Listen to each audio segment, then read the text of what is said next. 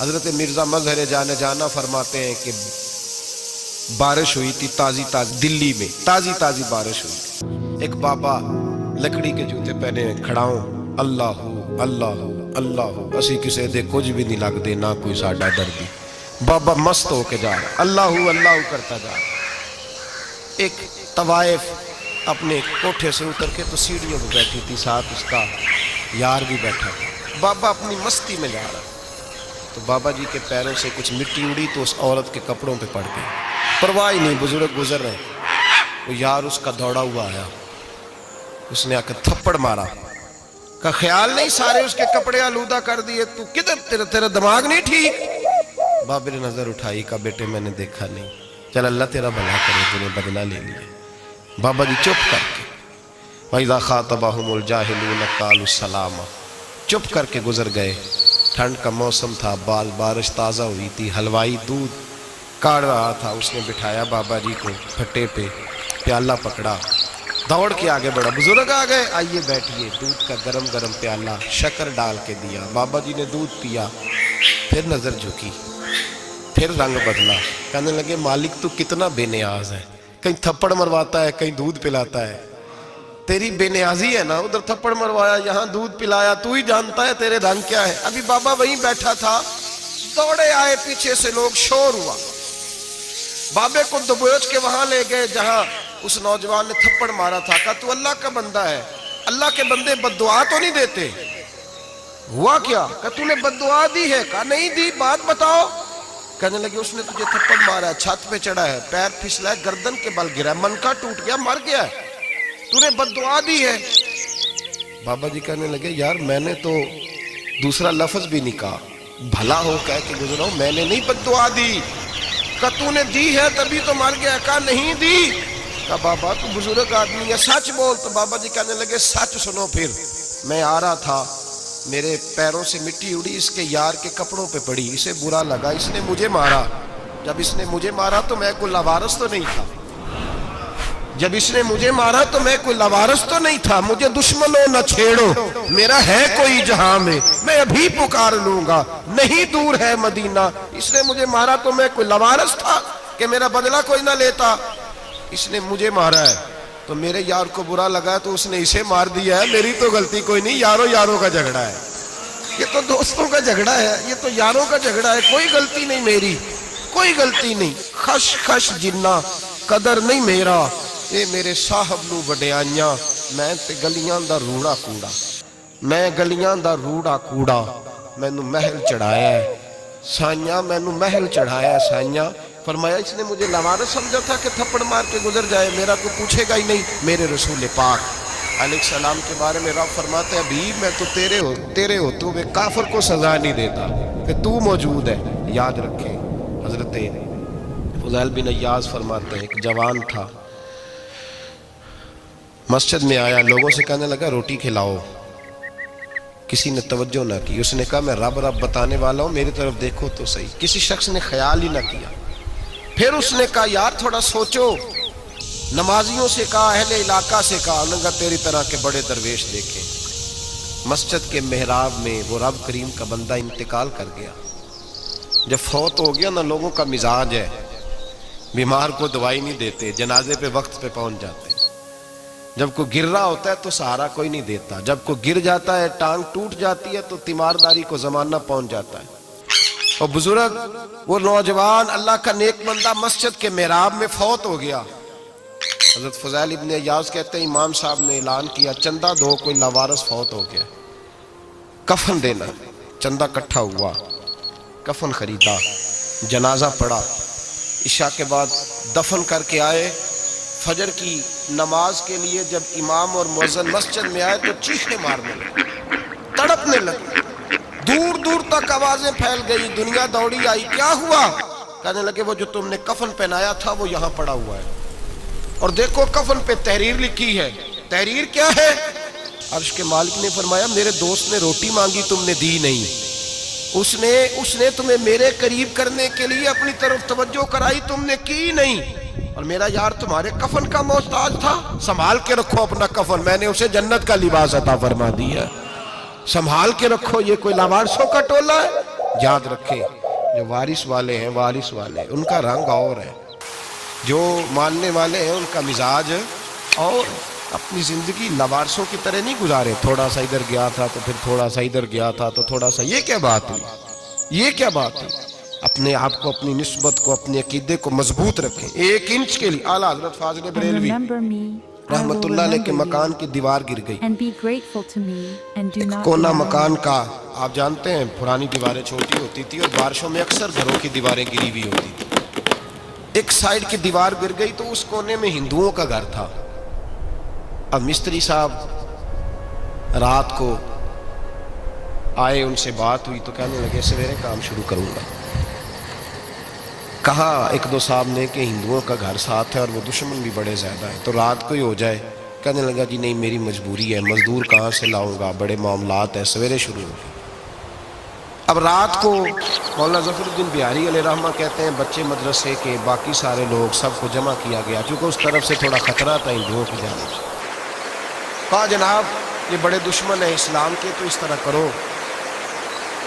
طرح کرو کہ 2-3 بچوں کی ڈیوٹی لگائیں یا کچھ لوگوں کی یہاں رات کو پہرا دیا جائے، ٹھنڈ بھی بڑی زیادہ تھی، کھڑا ہونا بھی مشکل تھا۔ اعلیٰ حضرت رحمت اللہ علیہ عشاء کی نماز کے بعد جلدی حجرہ خاص میں تشریف لے جاتے تھے۔ اس رات جب دیکھا نا باہر شور ہو رہا ہے تو اسی طرح سر پہ ایک رومال لپیٹا تو باہر آ گئے، کہنے لگے کیا شور ہے؟ کہ حضور سردی ذرا زیادہ ہے تو یہاں کسی کی ڈیوٹی لگانی ہے پہرے کی۔ 2 منٹ خاموش رہے، پھر فرمانے لگے کوئی ضرورت نہیں، جاؤ سو جاؤ سارے جا کے، کوئی ضرورت نہیں، جاؤ اپنے اپنے گھروں کو، کوئی حاجت نہیں، پہنچ جاؤ۔ کہا حضور مہربانی کرے، وہ طے ہونے لگا تھا۔ فرمایا میری وجہ سے کیوں کوئی ساری رات بیدار ہے، جاؤ تمہیں کہا نا آرام کرو۔ لوگ سو گئے۔ صبح فجر کی نماز پڑھ کے اعلیٰ حضرت رحمت اللہ تعالیٰ علیہ جب سیڑھیاں اتر رہے تھے رضا مسجد کی، تو وہ جس ہندو کی جانب سے زیادہ خطرہ تھا وہ سیڑھیوں پہ بیٹھا تھا، مسجد کی سیڑھیوں۔ سب لوگوں کی توجہ ہو گئی، کہنے لگا مولانا میں کلمہ پڑھنے آیا ہوں، مجھے کلمہ پڑھا کے مسلمان کر دو، میں کلمہ پڑھنے آیا ہوں، مسلمان کریں۔ لوگوں کی توجہ، اعلیٰ فرمانے لگے نہیں ابھی تو انتظار کر، تھوڑی دیر کے، اچھی طرح سوچ لے، جذباتی فیصلہ نہ کر کہ تو آ رہا ہے۔ یہ کہہ کے جب 2 سیڑھیاں نیچے اترے اس کے پاس سے تو اس نے پیر تھام لیے، کہنے لگا اب ایسے تو نہ کرو، رونے لگا۔ اعلیٰ حضرت رحمت اللہ نے کلمہ پڑھایا، کچھ باتوں کی نصیحت فرمائی، تشریف لے گئے۔ گھیرنے والے گھیر کے بیٹھ گئے، کہنے لگے ہمیں بھی بتا بدلہ کیسے ہے۔ کہنے لگا دیوار گر گئی، آدھی رات کے وقت، آدھی رات تک انتظار کرتا رہا، پہرے دار کوئی نہیں، تو 2 تلواریں لے کر جب میں ان کے مکان کی جانب بڑھا، میں نے کہا آج گردن کاٹوں گا اور کاٹ کر کے نکلوں گا۔ کہتا ہے جب میں قریب آیا تو 2 شیر کھڑے تھے، اوپر سے پلٹ کے آیا تو پھر کھڑے تھے، ادھر سے پلٹ کے آیا تو پھر کھڑے تھے۔ فرماتے ہیں میں 2 گھنٹے کے بعد آیا تو پھر پلٹ کے کھڑے تھے، میں پھر 1 گھنٹے کے بعد آیا، سحری کا وقت ہو گیا تو پھر پلٹ کے کھڑے تھے، اب میں ڈر کے بھاگا۔ کہتے ہیں فاضل بریلوی نے اپنی کھڑکی سے منہ باہر نکالا، کہنے لگے اور کتنا تجربہ کرے گا، مجھے تو لاوارث سمجھتا ہے، لاوارث ہوں میں، اور کتنا تجربہ کرے گا، بس کر مان جا۔ میں نے کہا حضور یہ کون ہے، مجھے بتائیے تو صحیح یہ کون ہے۔ تو کہنے لگے میں نے ساری زندگی رسول اللہ کی عظمت کا دفاع کیا ہے، ساری زندگی غوث اعظم کے نعرے لگائے ہیں، ابھی تو یہ مدد صرف غوث پاک جیلانی کی بھیجی ہوئی ہے، ابھی تو غوث اعظم کی بھیجی ہوئی مدد ہے، مولا علی ابھی پیچھے ہیں، 2 جہاں کے محبوب ابھی اس سے پیچھے ہیں، وہ تو ابھی پیچھے ہیں، پیچھے کھڑے ہیں کہ ضرورت پڑی تو ہم بھی تیار بیٹھے ہیں۔ او بھائی آج رواج ہو گیا، رواج، میں نے 2-4 دن پہلے بھی کہا تھا، لوگ کہتے ہیں نہیں کوئی نہیں ضرورت، سامنے سارا کچھ نظر آ رہا ہے۔ او خدا کے بندے یاد رکھو، نسبت ہے بڑی چیز، جانے تو وہ دو۔ اگر کسی کو نسبت میسر آ گئی نا، نسبت، خالی دامن ہی مل گیا، تیرے ہاتھ میں کچھ ہے تو ہونی چاہیے نا، خالی دامن ہی تجھے کسی کا میسر آ گیا تو بچ گیا۔ اپنی نسبتوں کی حفاظت کریں، ان کو مضبوط کریں، ان پر محنت کریں، ان پر توجہ رکھیں۔ یہ نسبت جو ہوتی ہے نا، نسبت، یہ دیکھیں نا ایک گتا ہے، عام کتاب کو لگا ہوا ہے تو جہاں مرضی رکھ دو، اس کی کوئی قدر نہیں، لیکن جو گتا قرآن مجید کو لگ گیا اس کو بغیر وضو چھونا جائز ہے۔ ایک پٹھے پہ اینٹ بنی ہے، جو باتھ روم میں لگ گئی وہاں بغیر جوتے کے جایا نہیں جا سکتا، اور جو مسجد میں لگ گئی وہاں جوتے پہن کے جایا نہیں جا سکتا. یہ نسبت ہے بڑی چیز. اگر میسر آئے نصیب ہو اپنی نسبت کو مضبوط کر کے رکھا کریں, اس کی جولانی کا مظاہرہ کیا کریں. اس نسبت میں روز توانائی آنی چاہیے. میں آپ کو بڑی ذمہ داری کے ساتھ ایک بات بتاتا ہوں تجربے کی. ہمیں جتنا کسی نے آ کے کہا ہے نا نسبت کے خلاف, ہماری نسبت اس سے زیادہ مضبوط ہے. ہمیں جتنا کسی نے آ کے کہا ہے نا جی آپ کو کیا ملا, آپ کو کیا ملا, تو ہم نے اتنا کہا یار جیسے جیسے تو کہتا جاتا ہے ہماری تو نسبت میں اضافہ ہوتا جاتا ہے, ہمارا تو مزاج بدلتا جاتا ہے. روز ایک نیا پردہ کھلتا ہے, روز ایک نیا رنگ واضح ہوتا ہے, روز ایک نئی توانائی. ابھی تھوڑے دن کی بات ہے, ایک مولانا شرف الدین صاحب ہے, مفتی صاحب, میرے حضرت صاحب کے مرید ہوئے. مفتی تھے, عالم آدمی تھے, سرکار تاج الشریعہ, ہمارے شیخ سے بیعت کی. اب ہمارے حضرت صاحب کا اس وقت حال وہی ہے, وَرَأَيْتَ النَّاسَ يَدْخُلُونَ فِي دِينِ اللَّهِ أَفْوَاجًا. اب فوجوں کی فوجیں لوگ آتے ہیں. ہم نے دیکھا ہے صرف خالی مرید ہونے والے بار سینکڑوں کی تعداد میں ہزاروں لوگ بیٹھے ہیں کہ صرف بیعت اتنا کہہ دیں ہم نے قبول کیا. اس عالم میں, اور جہاں حضرت صاحب کا اعلان ہو جائے کہ تشریف لا رہے ہیں, وہاں لاکھوں کا مجمع جمع ہو جاتا ہے اور ایک جھلک دیکھنے کو لوگ ترستے رہتے ہیں. یہ کیفیت ہم نے دیکھی. وہ دور گزر گیا. کبھی ایسا بھی ہوتا تھا ایک میں ہوتا تھا, ایک تو ہوتا تھا, اور تیسری تنہائی ہوتی تھی. وہ دور بیت جاتا ہے, وہ لمحے کسی کسی کو نصیب آتے ہیں. حضرت کا وہ مولانا شرف الدین صاحب کہتے ہیں مرید ہوا, تو مرید ہوا مجمع میں, رسی حضرت پھینکتے ہیں یا چادر پھینکتے ہیں تو پکڑ کے مرید ہوا, تو ساتھ ساتھ اور چادریں باندھی تھی, لوگوں نے پکڑی ہوئی تھی. ایک مولانا, میں جب بیعت ہو کے آیا ان کو بتایا تو مجھے کہنے لگے یار تو ایسی جگہ مرید ہو گیا جو تیری بات بھی نہ سن سکے, جن کو تو دکھڑا بھی نہ سنا سکے, جو مصروف ہی بڑے رہتے ہیں. کہاں مرید ہو گیا تو؟ ایسے پیر کا بیعت ہوتا جہاں تو جاتا وہ تیرے پاس آتے, گفتگو ہوتی, بات چیت ہوتی. کہتے جب انہوں نے مجھے بہت زیادہ قائل کیا نا, بہت زیادہ, تو میں نے ارادہ کر لیا. میں نے کہا بات ٹھیک ہے, بیعت کہیں اور ہونا چاہیے.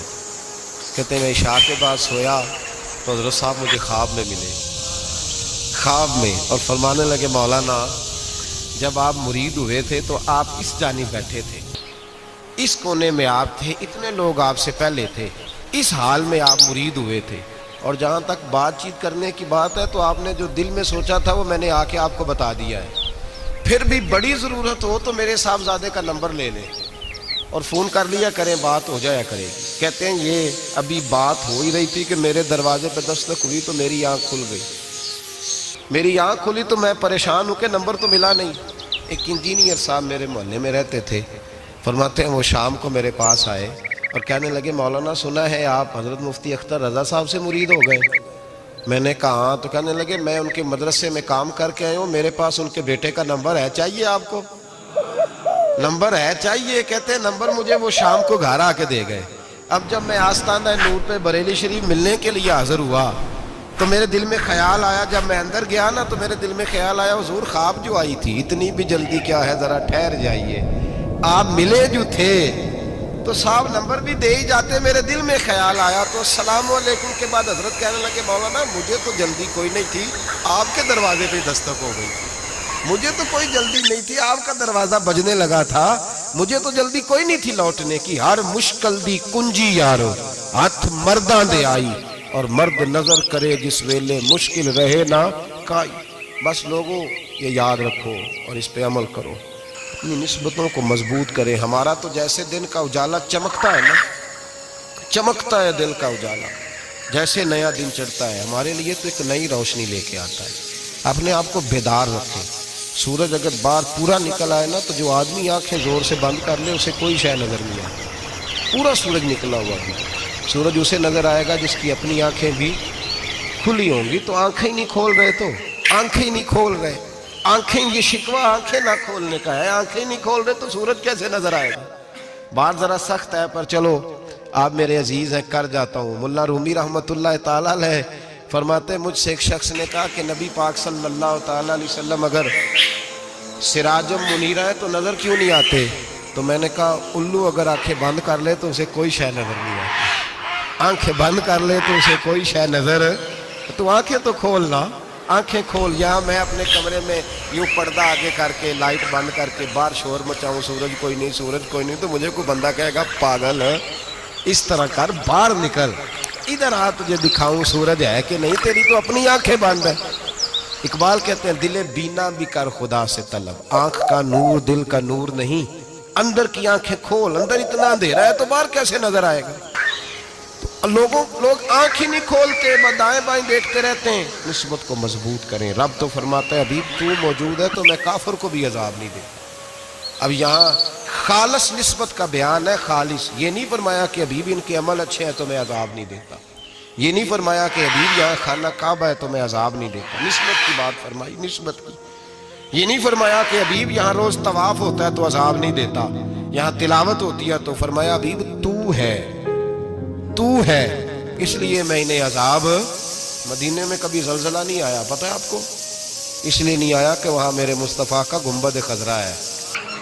کوئی فصل وہ بیجتے نہیں، کوئی فصل بوتے نہیں، وہ کوئی فصل بھی، لیکن دنیا کی ہر شے آپ کو مدینے میں ملتی ہے۔ جو سب سے اچھا پھل کھانا چاہے اسے مدینے میں جا کے ملتا ہے، اس لیے کہ وہاں گنبد خضرا کی ہریالی موجود ہے۔ دنیا کی ہر نعمت ملتی ہے اس لیے کہ گنبد خضرا جو موجود ہے۔ تو بھائی یہ نسبتوں کی بات ہے، نسبتوں کی۔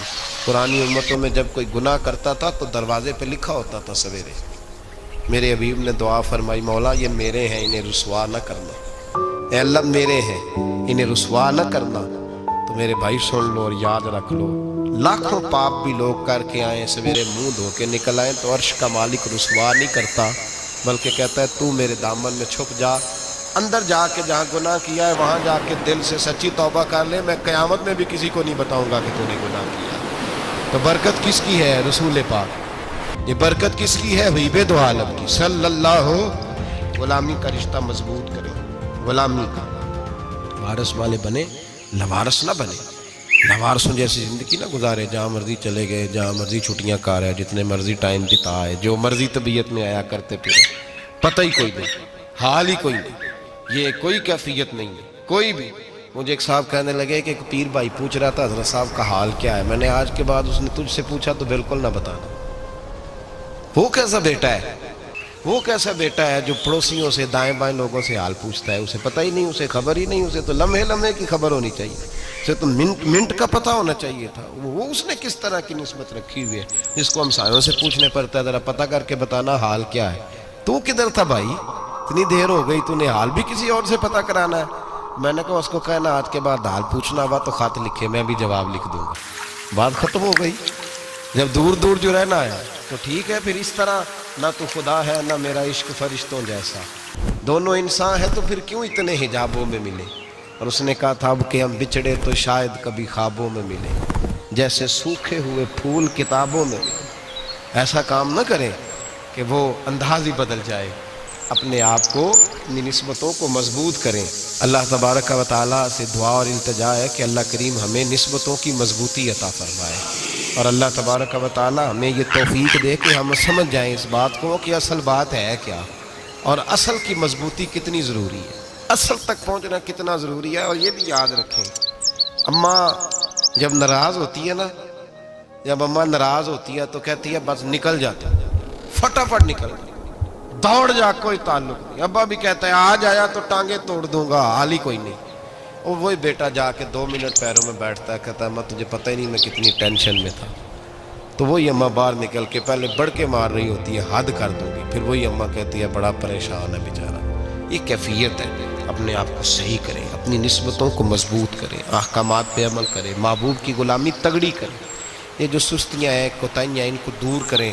زندگی کا لطف آتا ہی تب ہے جب آپ پورے طور پر اپنے آپ کو چاق و چوبند کرتے ہیں۔ اگر تھوڑا کر لیا، تھوڑا چھوڑ دیا، 1 پڑھ لی، 3 رہ گئیں، 3 پڑھ لیں، 2 رہ گئیں، یہ لطف نہیں ہے، یہ ذائقہ نہیں۔ اپنے آپ کو مضبوط کریں اور پورا مضبوط کریں، پوری اپنے اندر جو ہے وہ جولانی نسبت کی پیدا کریں۔